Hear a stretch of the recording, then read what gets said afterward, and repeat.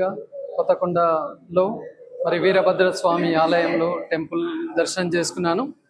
మరి చాలా ఆ వీరభద్ర స్వామి యొక్క ఆశీస్సులతో నిజానికి చాలా హ్యాపీగా ఫీల్ అవుతూ మరి ఇక్కడ ఎంతోమంది గ్రాడ్యుయేట్స్ కూడా పట్టభద్రులు ఇక్కడ ఈ ఊళ్ళో వాళ్ళని కలవడం చాలా ఆనందంగా ఫీల్ అవుతున్నాను. మరి ముఖ్యంగా రాబోయే పట్టభద్రుల ఎమ్మెల్సీ ఎన్నికల్లో మరి నేను పట్టభద్రుల ఎమ్మెల్సీగా పోటీలో ఉన్నానన్న విషయం అందరికీ కూడా తెలిసిందే. మరి గత కొన్ని సంవత్సరాల నుంచి విద్యార్థులను ఈ వేల మందిని మరి ప్రయోజకులుగా భావి భారత పౌరులుగా తీర్చిదిద్ది నేను రాబోయే రోజుల్లో మరి ప్రజాసేవకు కూడా అంకితం అవుదామని చెప్పేసి భావిస్తూ ఎన్నికల్లో పోటీ చేస్తున్నాను.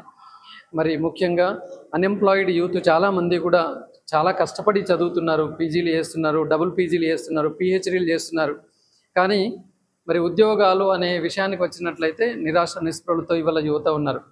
మరి యూనివర్సిటీలోనే ఏండ్ల కొద్దీ ప్రిపేర్ అవుతూ ఉన్నారు తప్ప కానీ ఆ ఉద్యోగాల నోటిఫికేషన్ వచ్చినా మరి జాబ్ వచ్చే వరకు అది ఎన్ని సంవత్సరాలు పడుతుందో తెలియని పరిస్థితుల్లో ఇవాళ ప్రస్తుతం నెలకొల్పి ఉన్నది.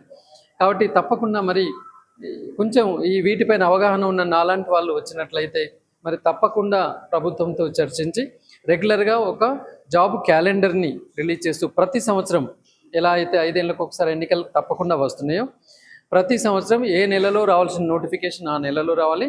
ఖచ్చితంగా ఇంటర్వ్యూస్, జాబ్ సెలక్షన్ కూడా అదే ఇయర్లో అయిపోయి జాబ్ రిక్రూట్మెంట్స్ కూడా జరగాలి. అప్పుడే అసలు ఎందుకు చదువుకోవాలి అన్న ఆలోచన వస్తుంది.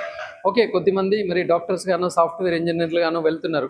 అవి కాకుండా మరి నార్మల్ డిగ్రీ చేసిన వాళ్ళు చాలామంది కూడా ఈ సర్వీసెస్, తెలంగాణ సర్వీస్ ఈ ఎగ్జామ్స్ మీద ఆధారపడి ఉన్నారు. కాబట్టి వారందరికీ మరి న్యాయం జరగాలంటే రెగ్యులర్ నోటిఫికేషన్స్ రావాలి. మరి అట్లాగే ఉద్యోగులకు కూడా మరి ఎన్నో సమస్యలు, వాళ్ళ డిఏల విషయంలో కావచ్చు, ప్రైవేట్ ఉద్యోగులకు హెల్త్ కార్డ్స్ విషయంలో కావచ్చు, ప్రైవేట్ యాజమాన్యాలకు మరి స్కాలర్షిప్ రీఎంబర్స్మెంట్ సకాలంలో రాకుండా వారు కూడా నానా ఇబ్బందులు పడుతూనే మనం చూస్తూనే ఉన్నాం. అట్లాగే ఇవాళ స్కూల్ టీచర్స్ విషయంలో చూసినా కూడా ప్రమోషన్ ఛానల్ అన్నీ ఎక్కడిదక్కడ ఆగి ఉన్నాయి. ఎంఈఓలు కావచ్చు, ఎంఈఓల నుంచి డిప్యూటీ డిఈఓలు కావచ్చు, లేదా డిఈఓలు కావచ్చు. ఈ ప్రమోషన్ ఛానల్స్ వేరియస్ లెవెల్స్ ఆగిపోయి కూడా మరి కొన్ని సంవత్సరాల నుంచి అదే పోస్ట్లో వాళ్ళు కంటిన్యూ చేస్తున్నారు. సో ఇవన్నీ కూడా చాలా ఎక్కడిదక్కడ ఆగిపోయి ఉన్నాయి. మరి వీటన్నింటినీ సాల్వ్ చేయడానికి ఒక మంచి నాయకుడు ఎట్లయినా అవసరం ఉంది.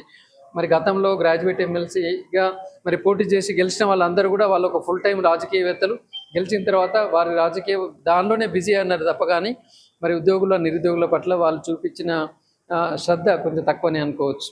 మరి ఇప్పుడు I'm not a full time politician కాబట్టి తప్పకుండా గెలిచిన తర్వాత మరి 5 సంవత్సరాలు ఖచ్చితంగా నిరుద్యోగుల పట్లని నేను అంకిత భావంగా పనిచేస్తానని చెప్పేసి, వారికి ఎల్లవేళలా అందుబాటులో ఉంటానని చెప్పేసి, మరి వారికి ఎప్పటికీ సేవలో ఉంటానని చెప్పేసి సందర్భంగా కోరుకుంటూ మరి తప్పకుండా ఇక్కడ కూడా ఈ కొత్తకొండ గ్రామంలో తప్పకుండా మరి వీరభద్ర స్వామి టెంపుల్ డెవలప్మెంట్లో ఖచ్చితంగా నేను సహకరిస్తానని చెప్పేసి, అట్లాగే ఈ గ్రామంలో ఒక లైబ్రరీ కావాలనేది కూడా ఇక్కడ యువకుల డిమాండ్గా ఉంది. మరి తప్పకుండా ఒక రూమ్ ఎక్కడైనా ఏర్పాటు చేసుకున్నట్లయితే మరి ఇమీడియట్గా మనం కావాలంటే నెక్స్ట్ మంత్లోనే మరి కొన్ని న్యూస్ పేపర్స్, బుక్స్ తోటి మనం లైబ్రరీ ఓపెన్ చేయొచ్చు. కాబట్టి ఇక్కడ ఉన్న మరి అభివృద్ధి చేయాలనుకున్న వాళ్ళు ఒక రూమ్ మనం రెంటెడ్ అయినా పర్లేదు తీసుకున్నట్లయితే మరి పుస్తకాలు తర్వాత అవన్నీ కూడా చేర్చే బాధ్యత నేను తీసుకుంటాను.